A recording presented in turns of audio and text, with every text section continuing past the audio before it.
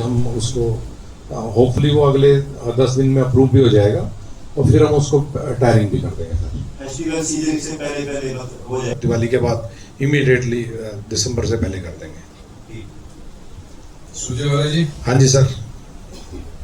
इसमें 2-3 इश्यूज हैं। एक तो मैंने जैसे कल भी आपसे बात, ठीक है, वैसे तो इस मीटिंग में आदरणीय जिलाधीश महोदय, जैसे एनएचएआई के जो मामले हैं ना, इसमें जो कंपनीज काम करती हैं उनके प्रतिनिधियों को बुलाया करें।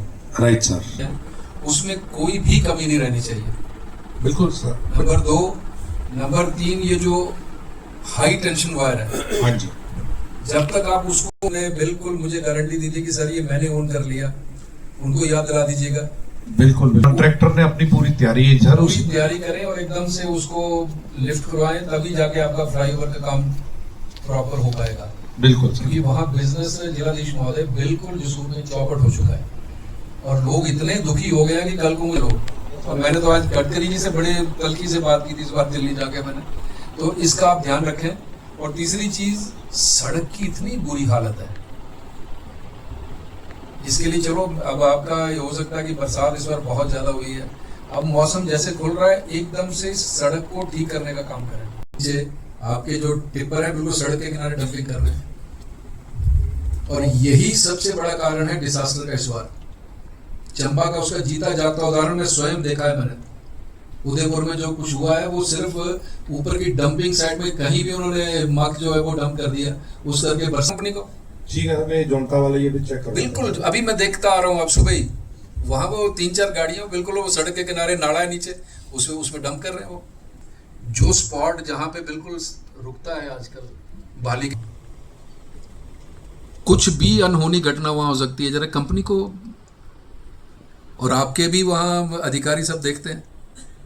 मैं अभी कि अब मौसम ठीक हो गया है, मुझे लगता है कि अब शायद काम चलना चाहिए।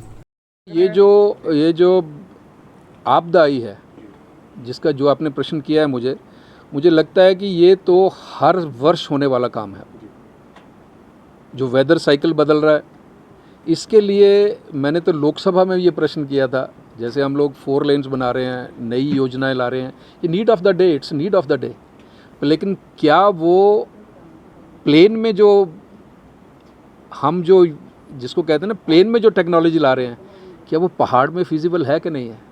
मैंने लोकसभा में प्रश्न उठाया था और उसको हमारे मंत्री महोदय गडकरी जी ने उसको इंडोर्स किया। जब हम लोग मिलने गए थे तो मुझे कहने लगे वो कि आपका वो मैंने लोकसभा में सुना था और आप ठीक बोल रहे हो।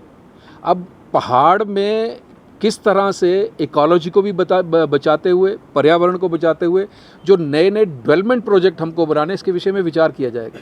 और एक और मैं आपको जानकारी दे दूं, लोकसभा में आदरणीय कंवर जितेंद्र जी जो हमारे मंत्री हैं, साइंस एंड टेक्नोलॉजी मिनिस्टर, एक शिमला में तो वो डिवाइस आ गया है और धर्मशाला में भी उसको स्थापित करने की कोशिश की जा रही है कि अर्ली वार्निंग सिस्टम, ये जितने भी ये जो हमारा जो डिबेकल हो रहा है उसका अर्ली वार्निंग सिस्टम के लिए केंद्र सरकार बड़ी गंभीर है और उसके ऊपर विचार किया जा रहा है।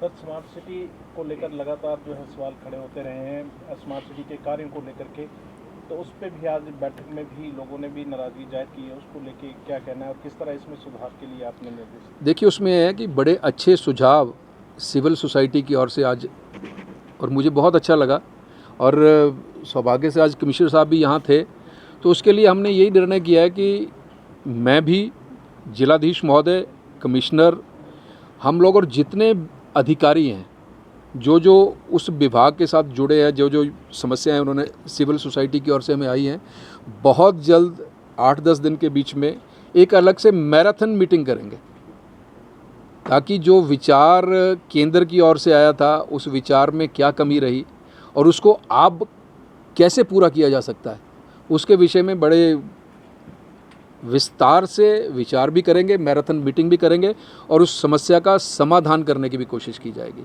और केंद्र की ओर से यदि कुछ करने वाला होगा, कुछ समस्याएं इन्होंने बताई हैं कि केंद्र की ओर से करने वाला है, मैंने इनको कहा है कि मुझे भेजें ताकि हम संबंधित अधिकारियों से भी और वहाँ के संबंधित मंत्री जी से भी उनसे बात करके इस समस्या का समाधान करने का प्रयत्न करें।